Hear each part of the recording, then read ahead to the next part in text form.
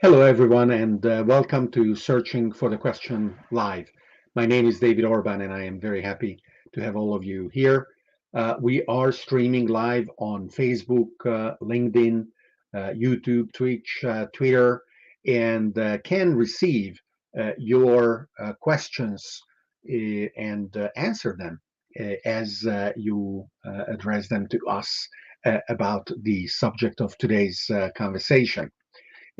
Last Friday, um, Tesla held their second annual AI Day. And they, rather than just announcing, they actually showed Teslabot Optimus in its first couple of iterations. And today I am here with my friend Brian Wang to discuss and comment about the event that Tesla held, both around the robot as well as the exascale artificial intelligence computing platform supporting both the Tesla full self-driving cars as well as the robot itself. So, Brian, welcome to Searching for the Question Live. Very glad to join you, David. Before we get into discussing Tesla and Teslabot and Dojo, tell us a little bit about you, what you do, and how you approach your analysis of these technologies. So I've been blogging on Next Big Future, covering all science and technology developments, all disruptive technologies for over 20 years, and written over 30,000 articles covering all the information.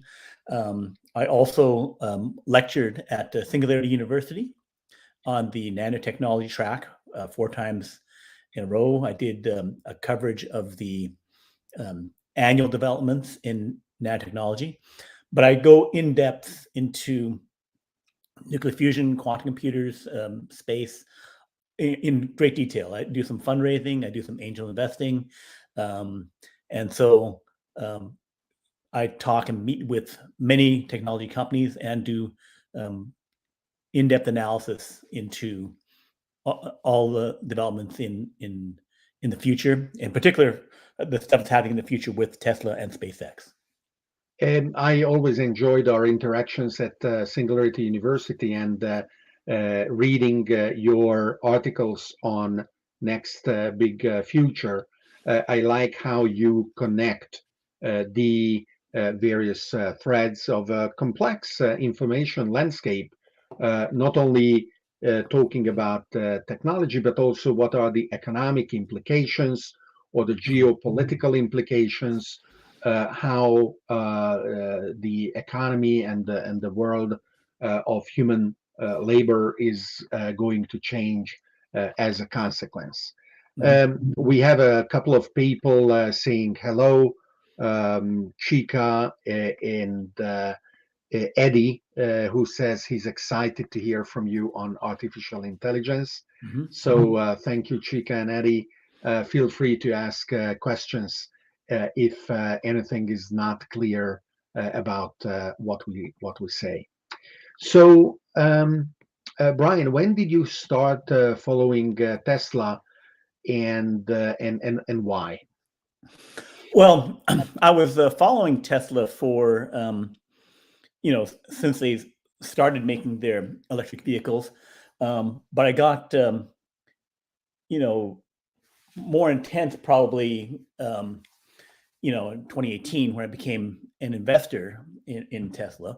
So I followed even more closely. I actually met at Singularity Summit, saw a talk by Kathy Wood at Singularity Summit, and in the meeting afterwards, it's when I realized that I've been covering the developments they were doing, but I hadn't gotten the conviction and commitment to actually invest in it. I was still doing the whole investing in other technologies, or not breaking free of the investment philosophies of managing portfolio and doing that kind of thing.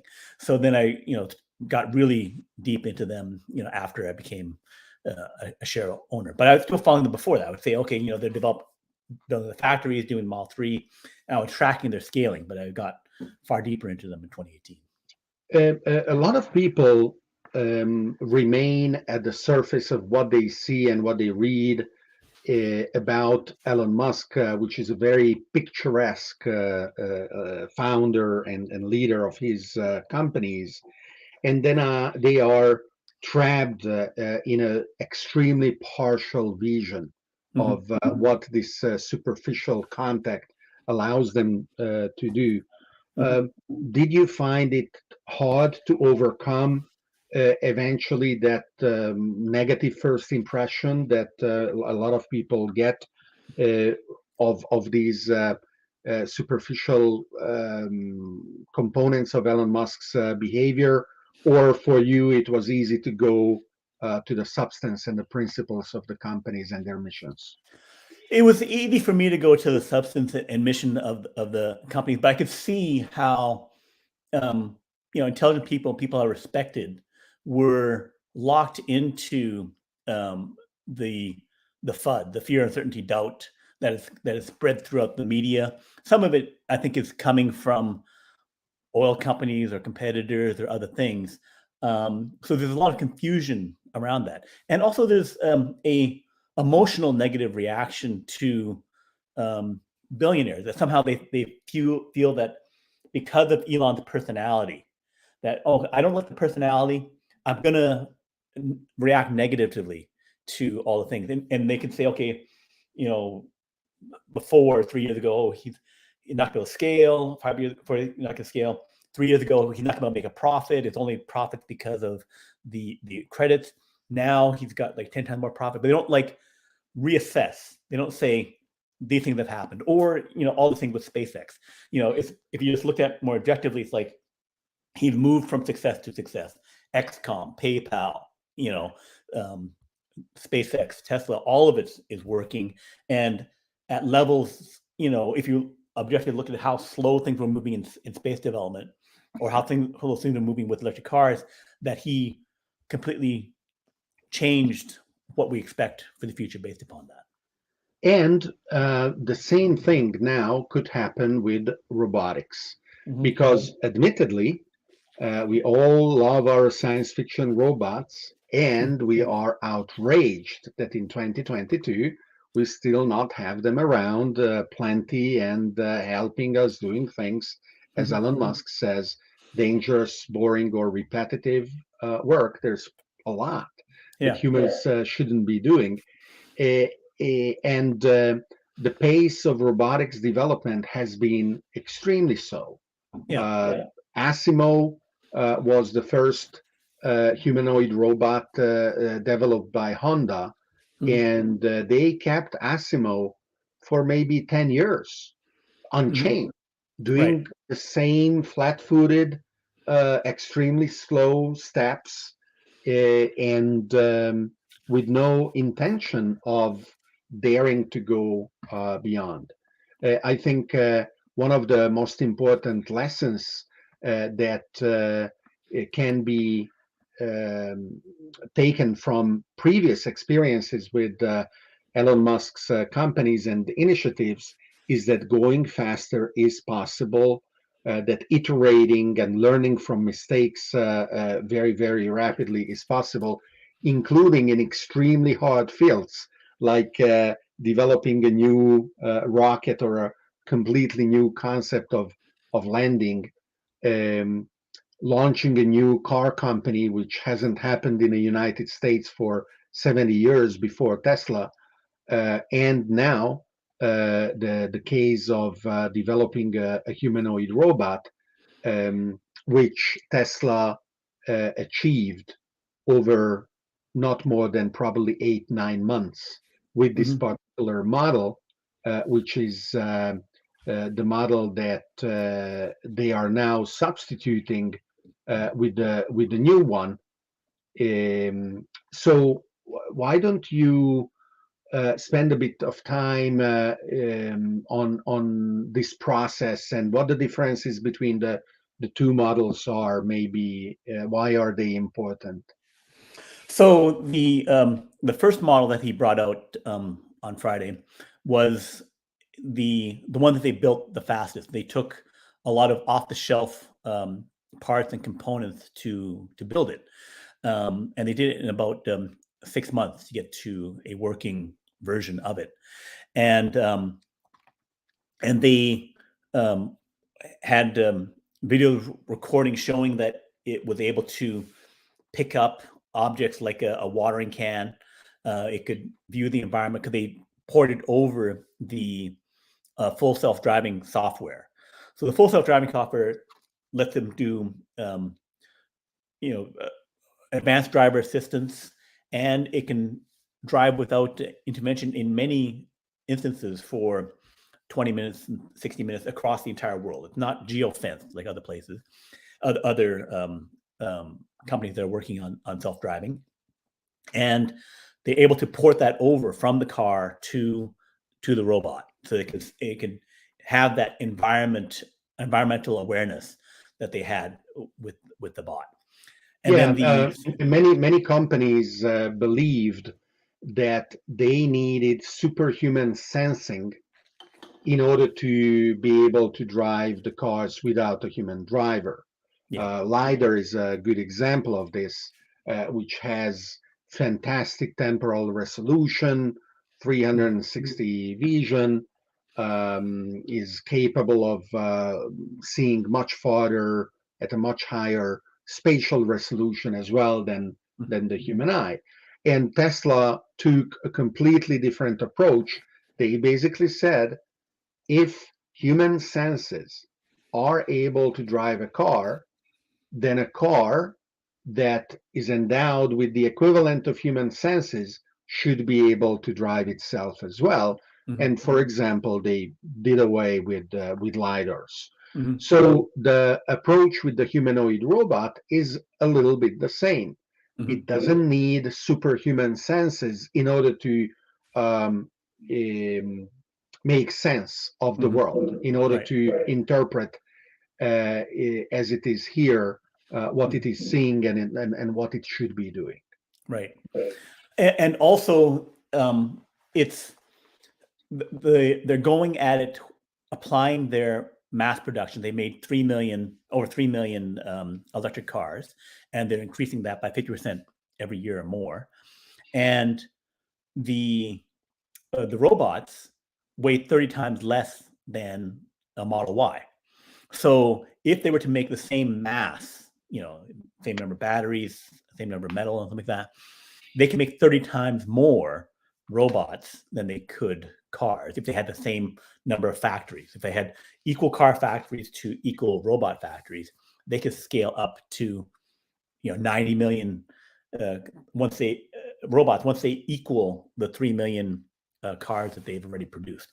As So well as that the robot can cost relatively little, rather that's than right. $1 million, rather than $500,000. Mhm.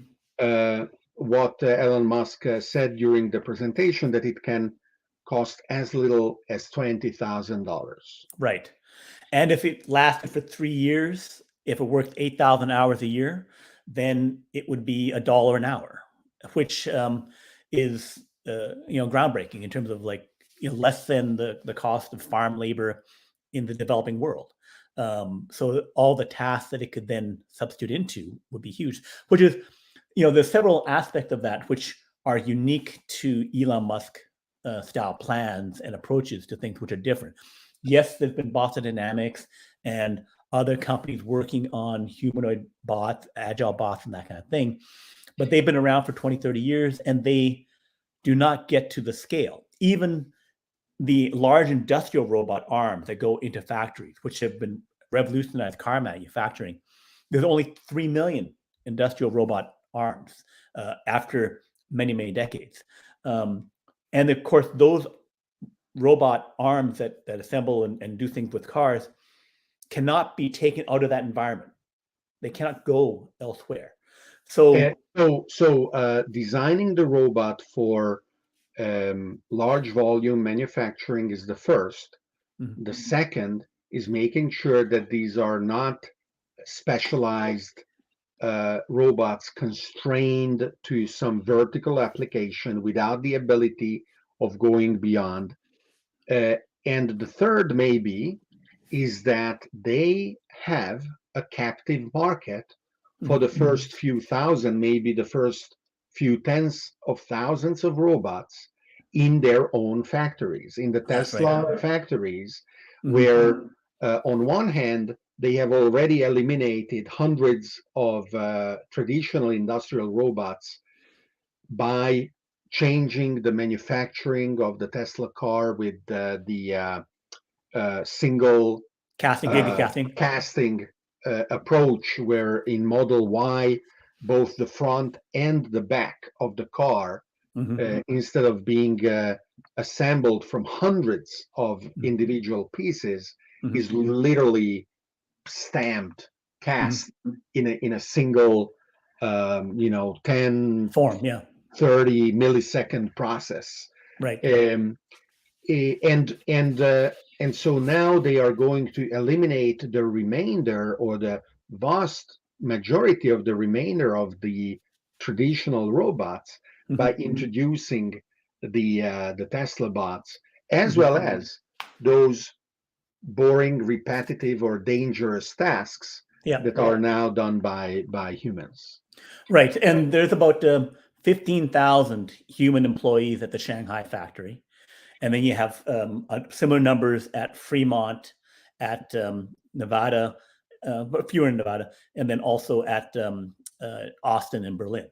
So, yeah, they can, if they're probably going to try and open four more factories. So over the next 3-4 years, they're looking at 100,000, 200,000 potential, using their own services to scale up, which Amazon does for their warehouses. And that they bought Kiva Systems several years ago for those pallet bots, those rectangular cube-like robots that are underneath the pallet that they manage the warehouse. Amazon has 500,000 of those. So, the scale of that is something that Tesla can apply also to warehouses and to factories, their own, and then if they get 50% to 100% more productivity from their own factories, others would have to adopt them. And then there's two other major markets that they can attack very easily. One is the delivery. If they have the robotaxi level full self-driving, which ARK Invest calculates to be 3 times cheaper per mile, then if the robot can get in and out of the car or van or truck, then it can then walk to the door with a package, which was already shown in the videos on Friday. Then they can deliver packages. So they can load a truck, unload a truck, work a warehouse, deliver packages. Combined with full self-driving transforms the supply chain, which other companies have been trying to do that too. There's, I think, Digit or something like that for some agile robot systems, a startup. But it's the kind of thing where Tesla can do it at scale. And they have the resources, all the back-end supercomputers to back up and manage the data. So it's like, if they get to this relatively modest level beyond which they've already shown, where they can consistently and safely move objects, then they conquer these, $100 billion delivery market, or $1 trillion delivery market, and they can change the factory. If they double their productivity, that's worth trillions of dollars to them. So it's like another captive market, because of course the self-driving trucks is already something that Tesla is producing with the Semi. So the last mile delivery of both loading and unloading the truck is what the universal robot resolves. And that is, again, not expanding in a novel use. It is a use that they are already working on, and now the robot enhances. Another set of uses that they already are working on, and the robot enhances, is the production and the deployment of solar panels, whether freestanding or on the roofs, and of course the battery installations themselves. Right. So each of these activities are potentially receiving a multiplier effect that several times has been labeled during the presentation super exponential, and I call jolting, referring to it as the increasing rate of acceleration. Right. We have a very skeptical user, Robert, saying that AI is entirely hype, that Tesla is a subsidized waste of resources, that robots carrying packages to the door is economically untenable and ridiculous, and that self-driving trucks are also ridiculous.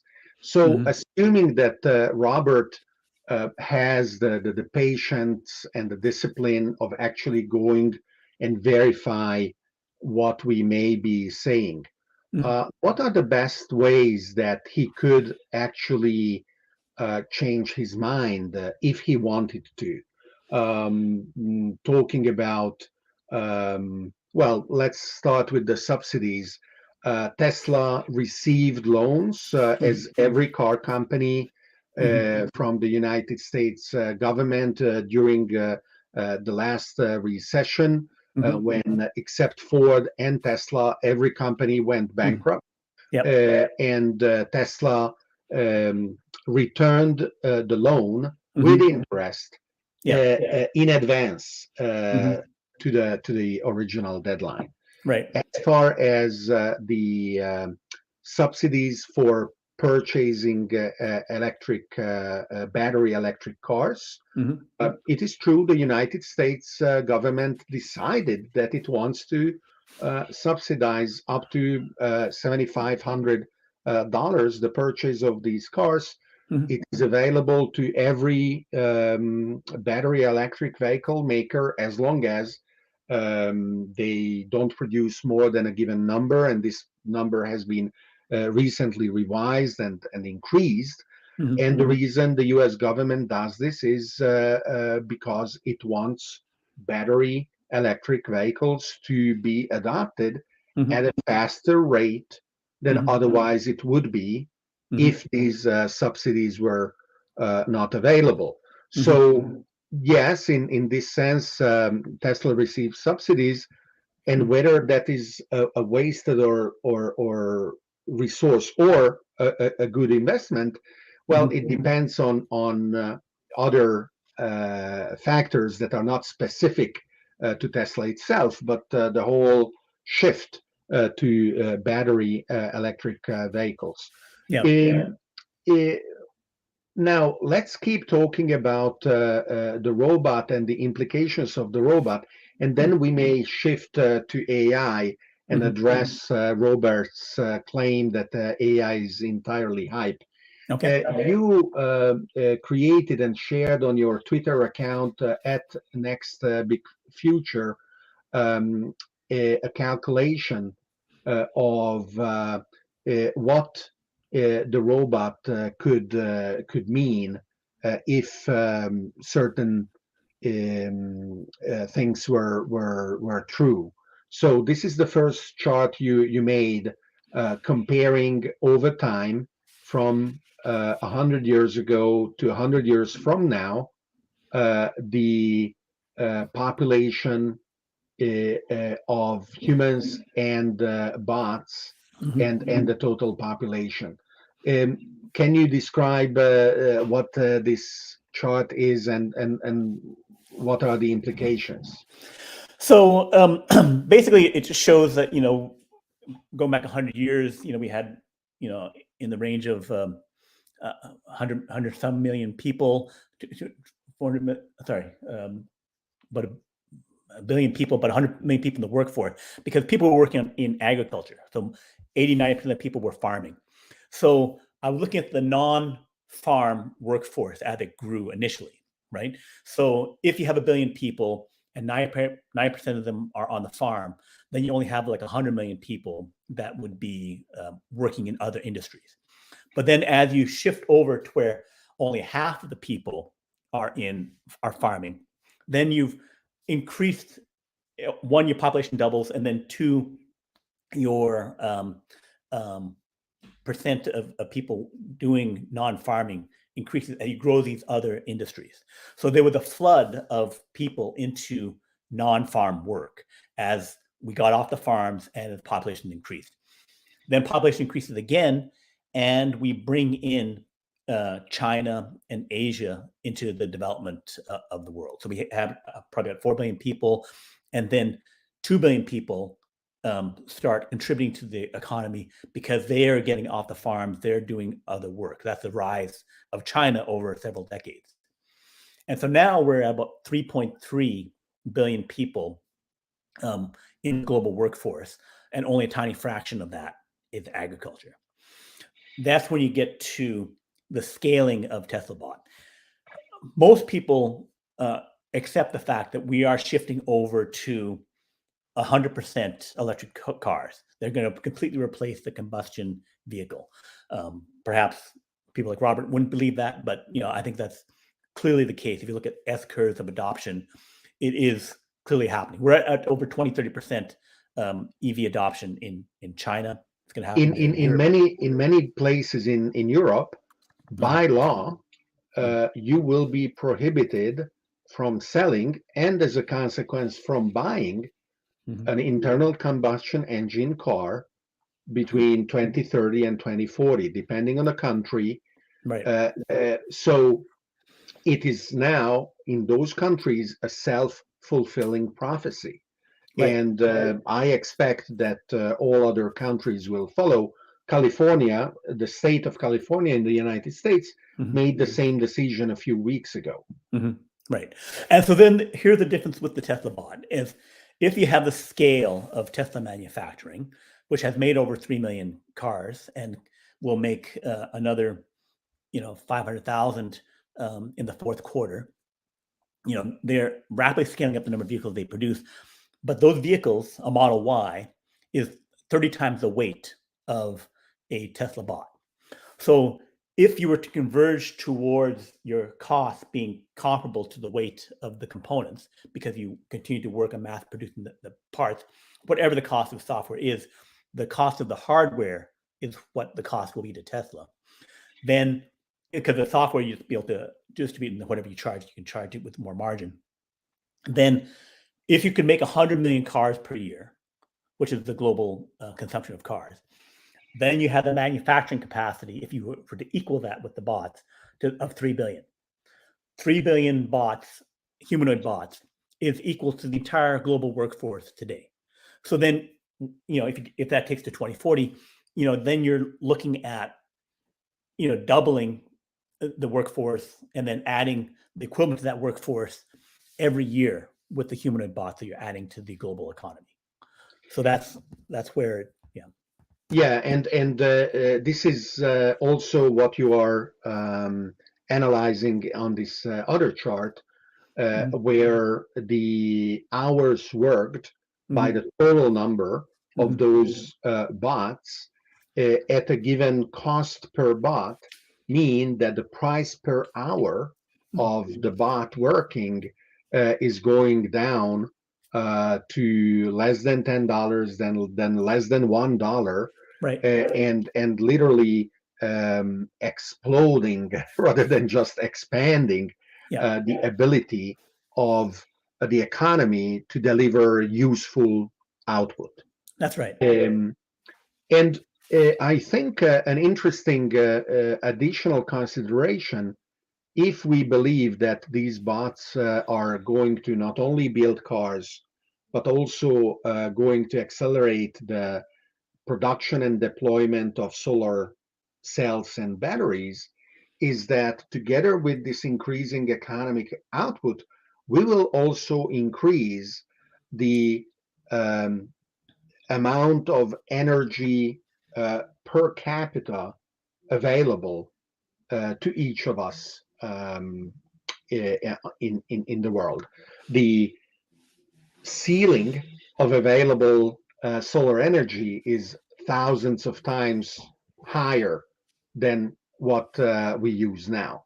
So there's plenty available, and if we actually start placing solar energy collectors in space, even that limit is not there anymore. So it is just a question of how many and how fast can we produce solar panels and batteries.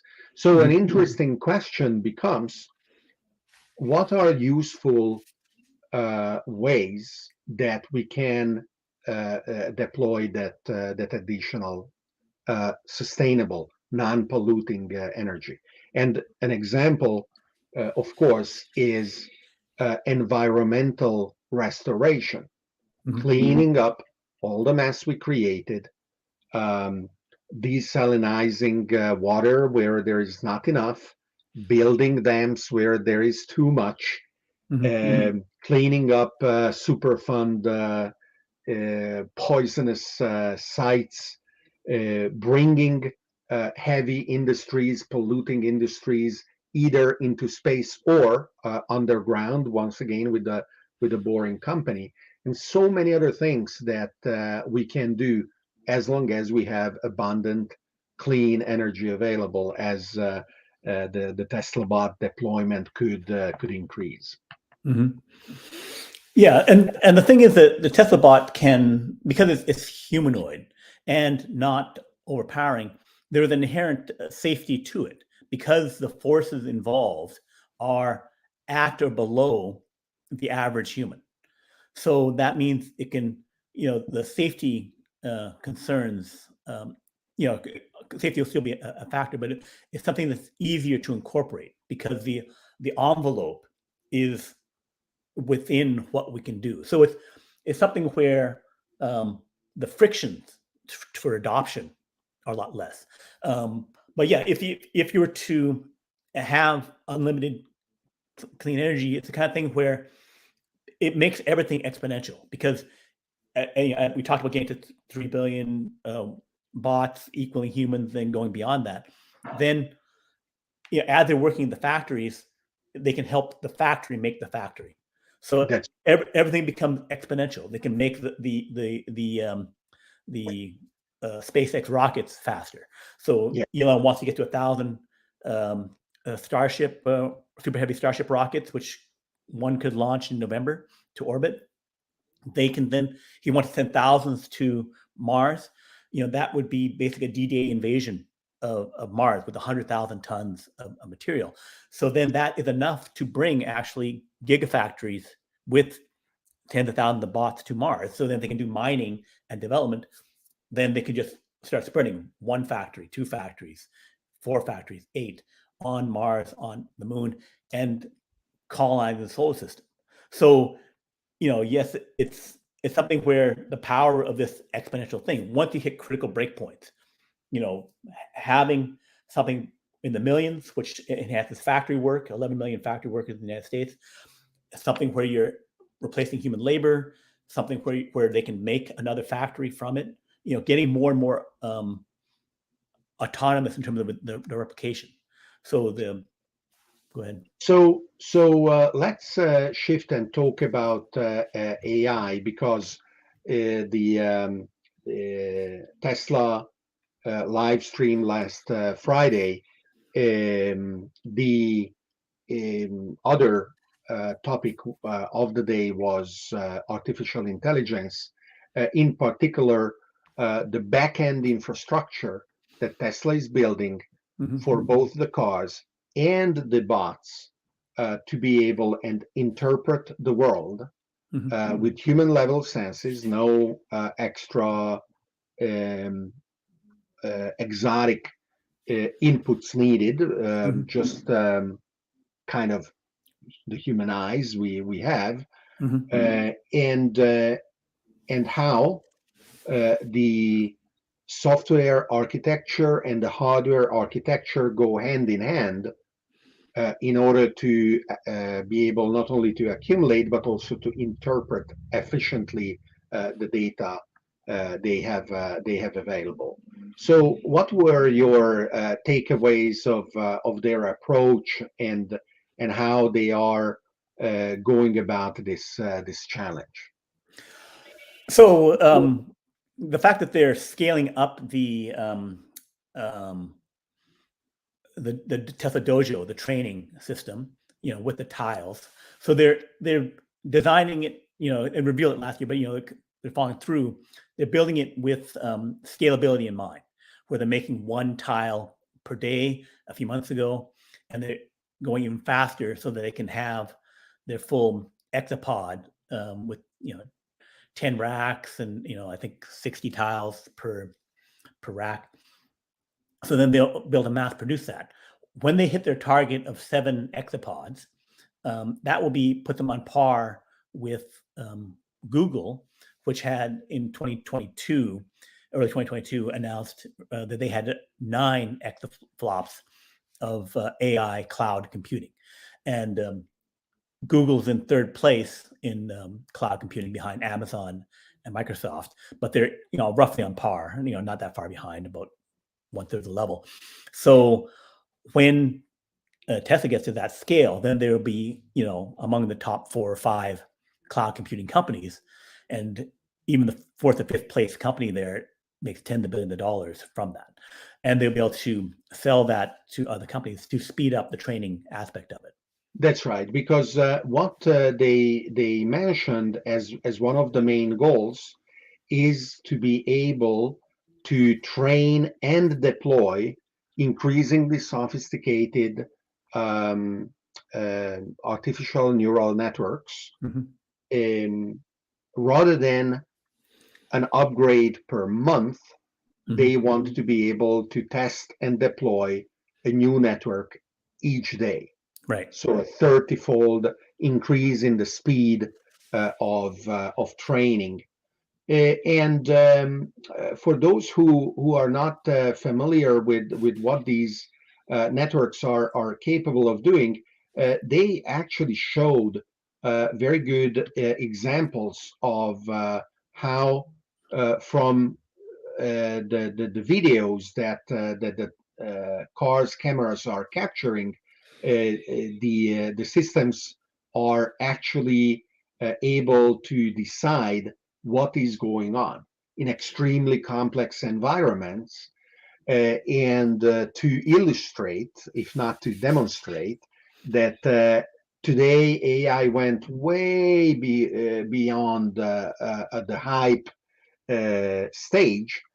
They actually fired the human labeling team that painstakingly would be there and say, this is a road, this is a brush, this is a tree, whatever else, this is a fire hydrant, and so on. And now the system is auto labeling, is capable of identifying and deciding what is what based on the camera pictures.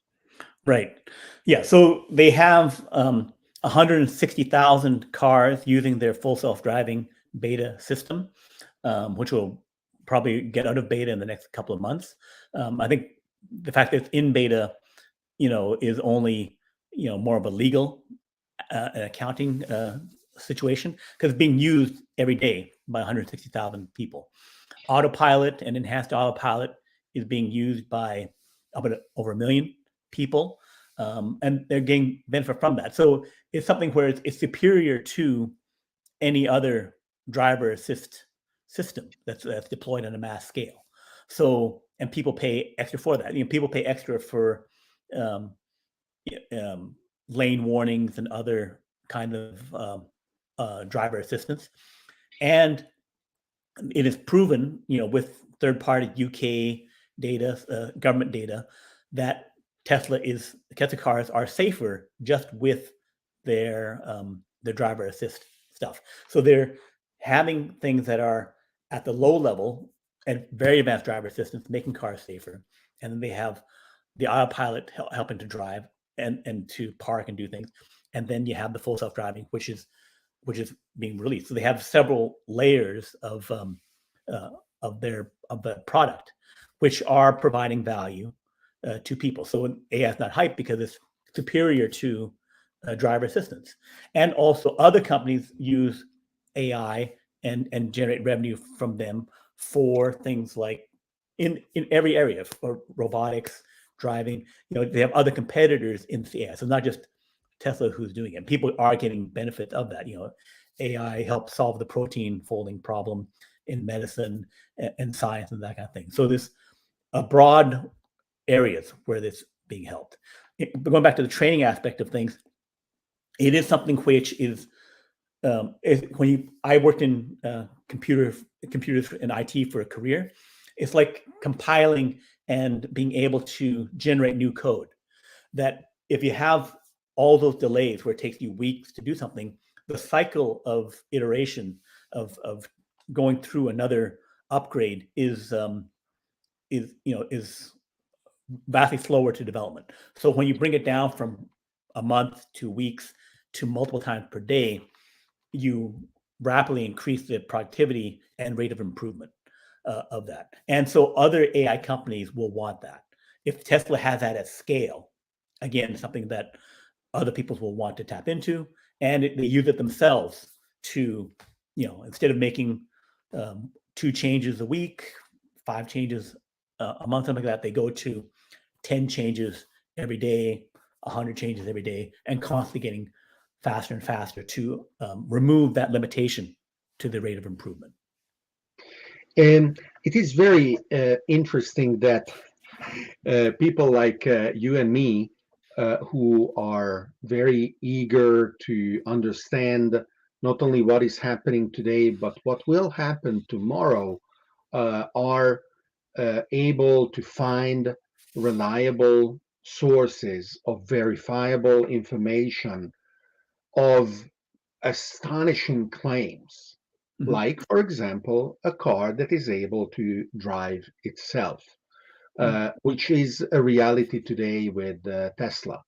Or, like in the case of SpaceX, the fact that the ability to design and build a large number of fully reusable rockets is changing the equation of what it means to be able to deliver large amounts of payload in space, and lowering the cost per unit of mass by 3 orders of magnitude or more, is going to make all kinds of things that today sound literally science fiction possible.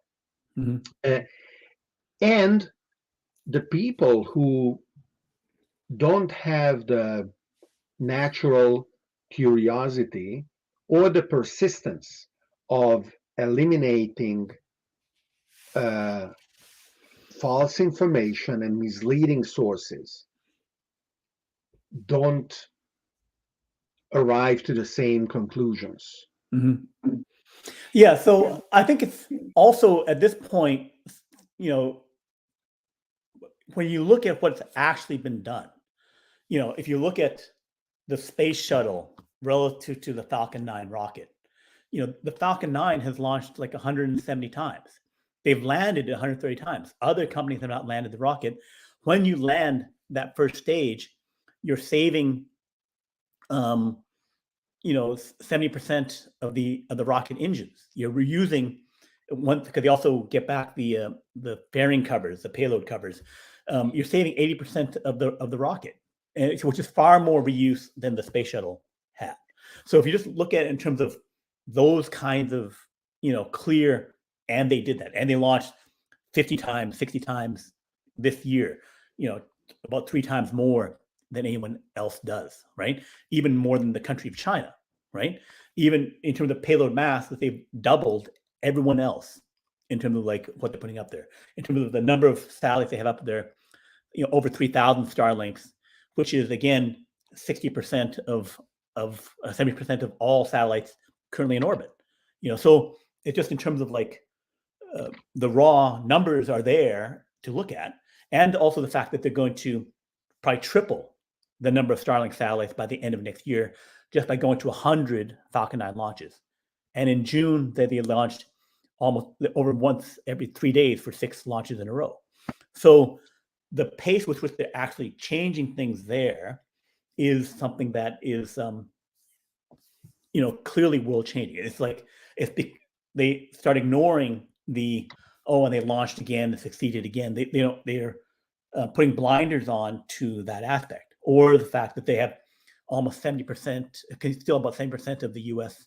electric car market, right? So there are these inconvenient facts that the people who want to doubt it just want to glance over. And by the end of go ahead. It is going to be very, I think, interesting to see how the people who are changing their minds are going to adapt to the new reality. We have already seen some of this. Tesla used to be the company that was most shorted for like 10 years. And after 10 years, the people who shorted the stock gave up. And now Tesla is still shorted a lot as a percentage of the outstanding shares. But Apple is now actually the company that is most shorted instead of Tesla. So evidently, the people who were betting on the fact that Tesla would not be able to scale, not achieve profitability, or whatever other measure, and in consequence, the share price would collapse, allowing them to profit from that collapse of the share price, changed their mind. They said, I cannot pump money into my expectation of the bad things that I am forecasting coming true. And there are a lot of other things that the people who are skeptical about the developments that you and I are looking for to become real need to turn their head away, or their gaze away from, right? Those developments will be more and more part of their reality. It is a bit like as if they said, oh, yeah, I remember mobile phones. Those are the big bricks that you had to hold against the side of your head, and they were horrible, and they would be very unreliable, and they would never work. That's what you are talking about, right? When you are talking about an iPhone or an Android phone.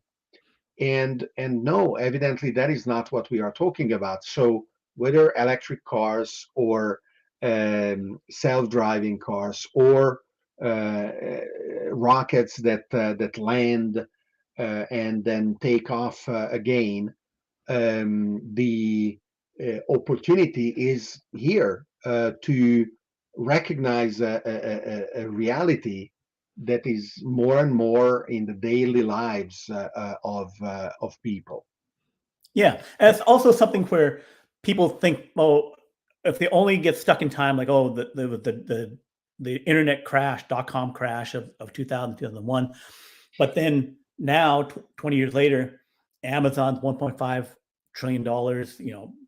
Things may pull back a bit with the whole recent market stumbles, but still the top 5 big tech companies, Apple, Google, Microsoft, Amazon, they're 50% of the NASDAQ, 30% of the S&P 500. They dominate the global space. And for people to say, I still support these companies that don't have AI or high technology, deep technology as part of their business, they're just losing. It's just to think that, no, the horse and buggy guys, they're going to get a second wind. They're going to figure it out, and they're going to come dominate the car space. It's like those companies are walking dead, right? And to think that we're somehow going to roll it back, that the winners aren't going to keep winning. It's like looking at a MMA fight where the fighter has gotten on top of the other guy and he's pummeling the guy down below. And no, that guy below, he's going to pull it together. He's going to, so. So Chica says that he would like to join the Tesla team. That's fantastic because they are looking for talented people. Chica is based in Nigeria, and I don't know what Tesla's current plans are in Nigeria, but I guarantee that they are looking at a very, very important market in one of the growth regions of the world. Africa and Nigeria are some of the few countries where the number of humans is increasing rather than stagnating.